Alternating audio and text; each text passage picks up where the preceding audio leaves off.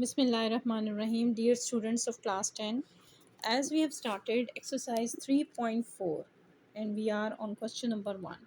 So in question number 1, it is stated from the two acute angles of a right triangle, one angle is 10 degrees less than the other. Find both the acute angles by using Cramer's rule. So in the previous exercise we have done and I have introduced the Cramer's rule.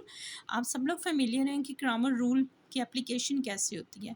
अब यहाँ पर exercise 3.4 में जो Cramer rule है उसका application word problems में आ रही है and the topic is also like that application of matrices in the word problems. So ये एक वर्ड प्रॉब्लम है. इसके according let one acute angle is x. If one acute angle is x then second angle is y. यानी अगर हम एक angle को जो कि एक्यूट है हम एक्स सपोज कर रहे हैं तो दूसरे को हम वाई सपोज कर सकते हैं क्योंकि हमने यहाँ पर इक्वेशन बनानी है जो कि लीनियर हो एज गिवन. अब उन्होंने डिफरेंस की बात की है तो definitely we will write x minus y equals to 10 और सम की बात की है तो we will write x plus y equals to 90 क्योंकि राइट ट्राइंगल जो है उसका उसमें तीनों एंगल्स का सम होता भी 90 ही है. ठीक है, एक बार दोबारा से वर्ड प्रॉब्लम पढ़ लेते हैं. Form the two acute angles of a right triangle. अब राइट ट्राइंगल लिखा हुआ है तो इट मीन्स कि उसका एंगल जो 90 दोनों एंगल्स का सम 90 के इक्वल होता है. One angle is 10. अब हमने 10 भी हमने शो कर दिया है. Less than the other one, less के लिए माइनस का साइन आया x minus y. Find both the acute angles by using Cramer. अब यहाँ पर हम क्रामर रूल अप्लाई करेंगे. जब दोनों इक्वेशन सेट हो जाएंगे we will call first equation as equation 1 and the second equation as equation 2. ठीक है, सेकेंड जो है वो हमारी ओरिजिनल इक्वेशन होती है और फर्स्ट जो है वो हमारी वर्ड प्रॉब्लम के अकॉर्डिंग जो हम बनाते हैं उसकी वर्ड्स के अकॉर्डिंग हम खुद बनाते हैं. ठीक है, वेरिएबल्स x और y भी हम खुद सपोज करते हैं. अब यहाँ पे देखिए फर्स्ट मैट्रिक्स जो है x का कोफिशिएंट +1 है, फिर y का -1, यहाँ x का +1 और y का +1. दो वेरिएबल्स हैं x y. सेकेंड मैट्रिक्स उसको शो करेगा और थर्ड जो मैट्रिक्स है वो हमारे कॉन्स्टेंट्स को शो करेगा दैट इज़ 10 एंड 90. अब यहाँ पर उसी तरह जो क्रामर रूल हमने प्रीवियस एक्सरसाइज में अप्लाई किया था तो हम पहले नंबर पे ए डिटर्मिनेंट फाइंड करेंगे और हम मैट्रिक्स को ए सपोज करेंगे. डिटर्मिनेंट के लिए हम बार्स यूज़ करेंगे and we will do cross multiplication. We will put negative sign between two operations और जो नंबर्स का अपना साइन होता है ना प्लस माइनस वो उनके साथ ही रहता है.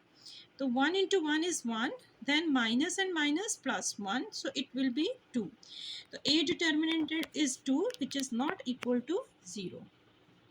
It means singular है तो A x फाइंड करना है. ठीक है, मैंने आपको बताया था कि जब ए एक्स फाइंड करते हैं तो हम फर्स्ट वाले कॉलम को हिडन कर लेते हैं और जो 10 और 90 है इसकी जगह पर 10 90 पुट करते हैं. Second column as it is रहेगा और उसी तरह हम डिटर्मिनेंट का जो फॉर्मूला है cross multiplication with negative sign वो अप्लाई करेंगे. यहाँ पर हमने क्रॉस मल्टीप्लाई किया तो we get minus and minus plus. 10 plus 90 is, यहाँ पे देखिए ना 10 इंटू 1 और 90 इंटू यहाँ पे -1 है.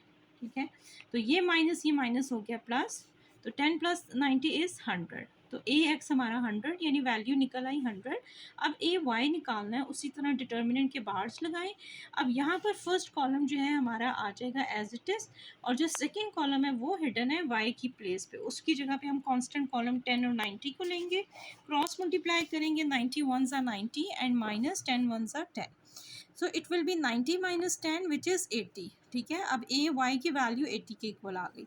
यहाँ पर क्रामर रूल के अकॉर्डिंग एक्स की वैल्यू और वाई की वैल्यू सोल्यूशन सेट को शो करती है. तो A x divided by A determinant होगा फार्मूला और वाई का formula A y divided by A determinant. तो ए एक्स हमारा क्या आया था, यहाँ से देखें 100 डिवाइडेड बाई 2. यहाँ पर डिटर्मिनेंट की वैल्यू 2 है तो हम 2 शो करेंगे. ये हमारी डिटर्मिनेंट की वैल्यू है जो हमारे यहाँ डिनोमिनेटर में अप्लाई होगी. यहाँ पर ए वाई हमारा आया है 80 अपॉन 2. तो 2 4s are 8 0 40 आ गया और यहाँ पे 2 5s are 10 0. तो 50 अपॉन 1 इज़ 50, 40 अपॉन 1 इज़ 40. तो एक्स और वाई की दो वैल्यूज़ 50 एंड 40 ये हमारा सोल्यूशन सेट है.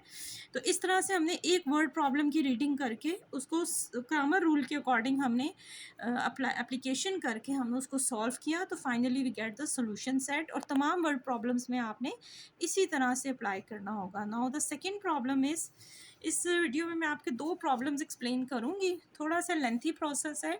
तो second is in a quiz Abdullah correctly replied 15 out of 20 questions from literature and science.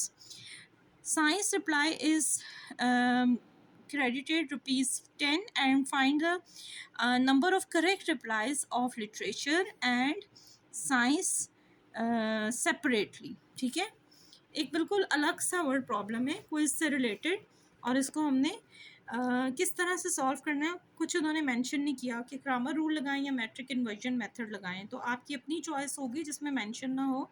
तो पहले तो इसकी स्टेटमेंट बनानी होगी, let the number of correct list replies are x, और लिटरेचर रिप्लाइज को x से डिनोट कर लें और साइंस रिप्लाइज को y से डिनोट कर लें। As given x + y is 15, और ये क्वेश्चन 1 आ गई। Credit all literature replies is 5x, science के 10y। तो 5x + 10y इक्वल्स टू किसके इक्वल है 125। This is equation 2। यहाँ पर आपको 2 इक्वेशंस मिल गई, ठीक है। अब यहाँ से आपने वही उसी तरह आप चाहें तो उसको ग्रामर रूल से ही सॉल्व कर सकते हैं, आप चाहें तो उसको मैट्रिक इन्वर्जन मेथड से भी सॉल्व कर सकते हैं, क्योंकि यहाँ पर कोई hard and fast rule mention नहीं है। तो 1, 5, 1, 10 ये हमारे कोफिशिएंट्स आ गए, x, y are variables and 15, 125 are constants. A determinant find किया, cross multiply, negative sign, we will get 10 - 5 = 5 which is not equal to 0, non singular हो गया। एडजॉइंट ऑफ ए, यानी यहाँ पर हम मैट्रिक इन्वर्जन मेथड अप्लाई कर रहे हैं। एडजॉइंट ऑफ ए में मैंने आपको कहा था कि प्राइमरी की आपने प्लेसेस चेंज करनी है और सेकेंडरी के आपने साइन चेंज करने होते हैं, वो आपने अप्लाई किया। Adjoint of A divided by A determinant, और उसके बाद इसको ए इनवर्स इंटू बी किया, यानी आपने कांस्टेंट कॉलम भी साथ में अप्लाई करना है। तमाम वैल्यूज़ को मल्टीप्लाई करके, जो मल्टीप्लिकेशन का रूल है ना, row with column, row with first column, row with second column, वो अप्लाई करके आपने ये तमाम वैल्यूज़ सॉल्व की हैं। और एंड में जाके ये 1/5 डिटर्मिनेंट की वैल्यू है, इसको प्लस माइनस करें, उसके बाद आपने हर वैल्यू को 5 से डिवाइड करना होगा। तो 5 × 5 = 25 एंड 5 × 10 = 50। तो 5 और 10 we get 2 values. Solution set हमें मिल गया है, x की वैल्यू आ गई 5, y की वैल्यू आ गई 10। So this is the final solution set. इस क्वेश्चन में हमने ये वर्ड प्रॉब्लम था, हम ग्रामर रूल भी अप्लाई कर सकते थे, मैट्रिक इन्वर्जन मेथड भी अप्लाई कर सकते थे, क्योंकि क्वेश्चन में कुछ भी मेंशन नहीं था। तो finally we applied the matrix inversion method, लेकिन अगर आप ग्रामर रूल भी अप्लाई करेंगे तो आंसर सेम यही आना चाहिए। तो आई होप कि अभी ये दोनों वर्ड प्रॉब्लम्स, एक को मैंने ग्रामर रूल से सॉल्व किया, एक को मैट्रिक इन्वर्जन मेथड से सॉल्व किया, आई होप आपको दोनों बहुत अच्छे अंडरस्टैंड होंगे।